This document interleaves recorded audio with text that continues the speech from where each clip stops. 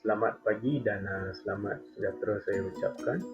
Nama saya Piralin Raj, anak lelaki Nadaraja, dan saya hari ini bersama rakan saya Muhammad Hafizuddin bin Ishak akan membentangkan tugasan dua kumpulan kami, iaitu penilaian risiko ergonomik.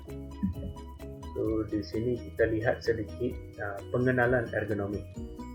So OSHA US telah mendefinisikan ergonomik sebagai aplikasi sains kemanusiaan dan sains kejuruteraan ke atas pekerjaan dan persekitaran tempat kerja supaya pekerja mempunyai kepuasan semaksimal kepada pekerjaan tersebut. So, ergonomik ini bersesuaian dengan anatomi manusia. Seterusnya, kita lihat faktor risiko ergonomik. So, faktor risiko ergonomik adalah sebarang faktor atau pendedahan yang boleh menyebabkan atau menyumbang kepada kecederaan muskular, contohnya penyakit OMSD. So, antara faktor risiko ergonomik adalah postur badan yang janggal, tekanan kerja yang statik dan berterusan, penggunaan tenaga secara berlebihan, gerakan anggota badan berulang kali, vibrasi anggota tubuh badan, dan faktor persekitaran. Seterusnya, kita lihat langkah penilaian risiko ergonomik. So, di sini kita dapat mengenal pasti 4 langkah. So, yang pertama adalah pengenal pastian faktor risiko. Yang kedua adalah penaksiran awal risiko ergonomik, iaitu initial ERA. Yang ketiga adalah advanced ERA. Dan akhir sekali adalah pelaksanaan langkah kawalan bersesuaian untuk mengurangkan risiko ergonomik di tempat kerja. So, kita lihat di sini bagaimana kita nak mengenal pasti risiko ergonomik. So, pengenal pastian ini dibahagikan kepada dua. Yang pertama adalah pendekatan proaktif. Pendekatan proaktif ni lebih kepada langkah pencegahan. So di sini ada 3 poin. So yang pertama adalah penilaian sendiri oleh pekerja. Yang kedua adalah pemeriksaan berkala oleh orang yang terlatih. Yang ketiga, semakan rekod. Yang seterusnya, pendekatan reaktif. So, pendekatan ini boleh dikategorikan sebagai langkah kawalan. Setelah mendapat aduan ataupun setelah timbulnya sesuatu isu dan sebagainya. So, aduan penyakit OMSD dan kecederaan yang berkaitan dengan isu ergonomik lah. So, yang seterusnya, poin kedua adalah arahan ataupun permintaan daripada doktor kesihatan pekerjaan dan pihak berkuasa. Okay, so kita lihat di sini bagaimana kita nak melakukan initial ERA. So, pada tahun 2017, OSHA Malaysia, Jabatan Keselamatan dan Kesihatan Pekerjaan lah, jabatan tersebut telah mengeluarkan sebuah garis panduan untuk melaksanakan penilaian risiko ergonomik.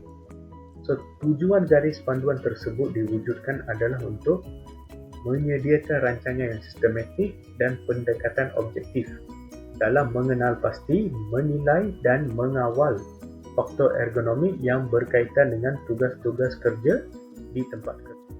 Seterusnya kita lihat initial ERA ini dijalankan berdasarkan 7 faktor risiko ergonomik yang telah saya terangkan sebentar tadi.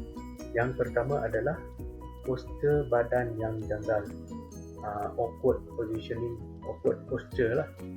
Contohnya posisi siku yang melebihi paras bahu, melebihi 2 jam. Contoh kedua adalah posisi kedudukan melutut ataupun mencangkung, melebihi 2 jam. Yang seterusnya, tekanan kerja yang statik dan berterusan. Contoh poin ini adalah bekerja dalam posisi duduk dengan pergerakan kaki minima melebihi 30 minit.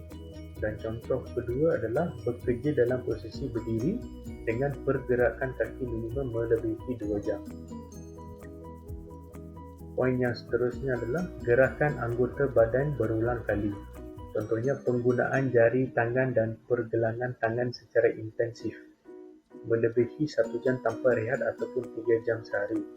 Contohnya boleh dikaitkan dengan kerja kerani ataupun kerja pejabat yang perlu menaip ataupun bekerja menggunakan komputer. So, yang keempat adalah vibrasi anggota tubuh badan. Penggunaan tangan atau lengan melebihi 5 jam sehari. Dan poin kelima adalah faktor persekitaran. Contohnya pengudaraan, cahaya, suhu dan bunyi. Dan faktor yang akhir sekali adalah tekanan kerja yang statik dan berterusan. Contohnya mengangkat dan menurunkan sebuah objek berulang kali.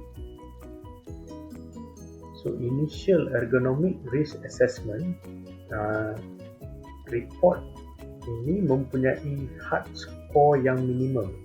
So, jika initial ergonomic risk assessment ini tidak mencapai tahap minimum, kita tidak perlu membuat advanced ergonomic risk assessment.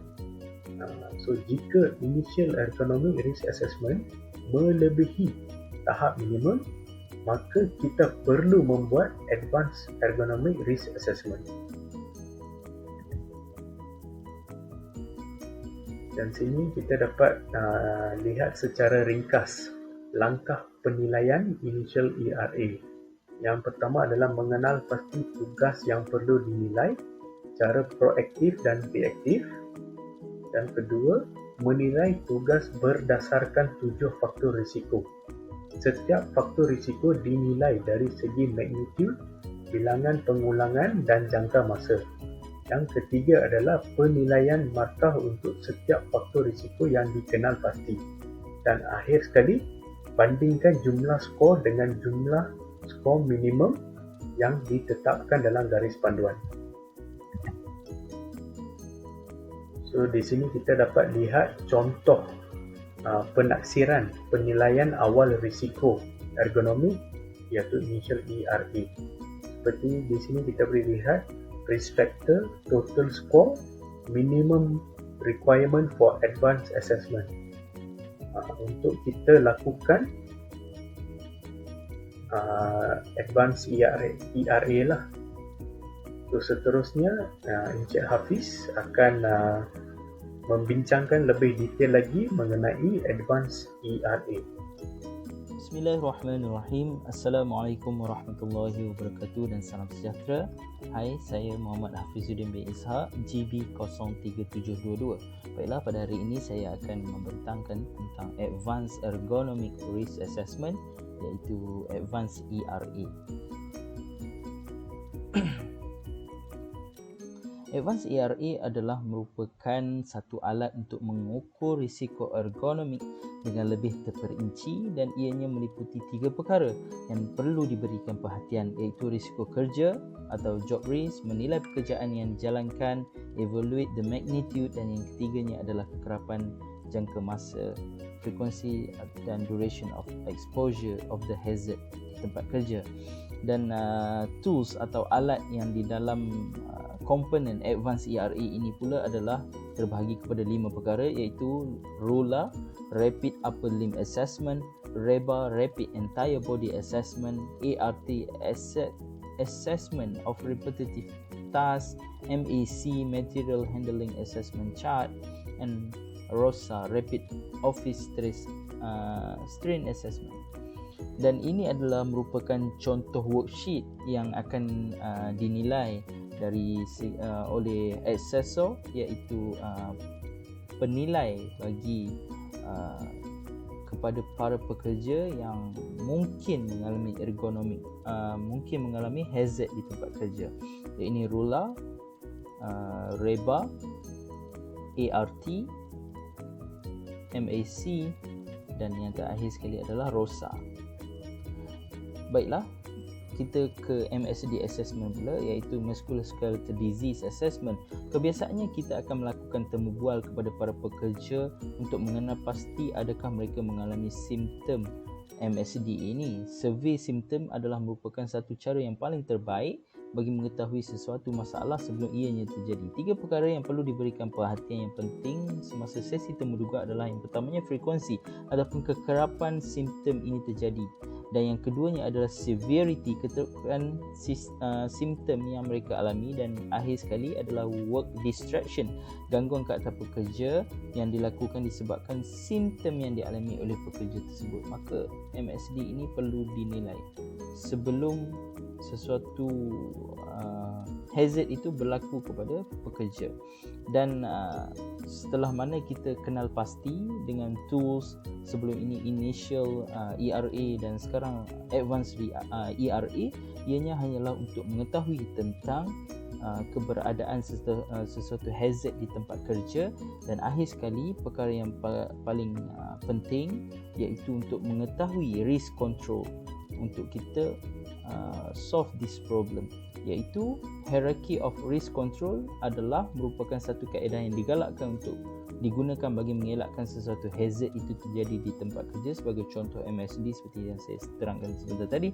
Dan hierarchy of risk control juga adalah merupakan satu alat yang sangat efektif untuk dilaksanakan bagi mengurangkan risiko hazard di tempat kerja. Dan hierarchy of risk control ini terdapat 5 elemen, iaitu elemennya adalah elimination, substitution, engineering control, administrative dan personal protection equipment. Dan di sini saya tunjukkan hierarchy of risk control, di mana elimination iaitu physical remove the hazard, iaitu hazard itu dapat dikeluarkan, dan substitute replace the hazard, menggantikan ianya, dan seterusnya engineering control, isolate people from the hazard, maksudnya ianya melakukan isolasi kepada mereka yang terkena itu, mungkin diasingkan.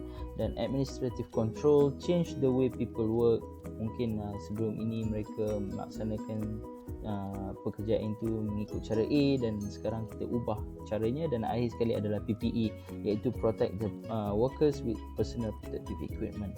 Dan itu saja saya berkongsi pada hari ini tentang advanced ergonomic risk assessment bersama dengan saudara-saudari sekalian. Dan sekian saja presentasi saya pada hari ini. Terima kasih.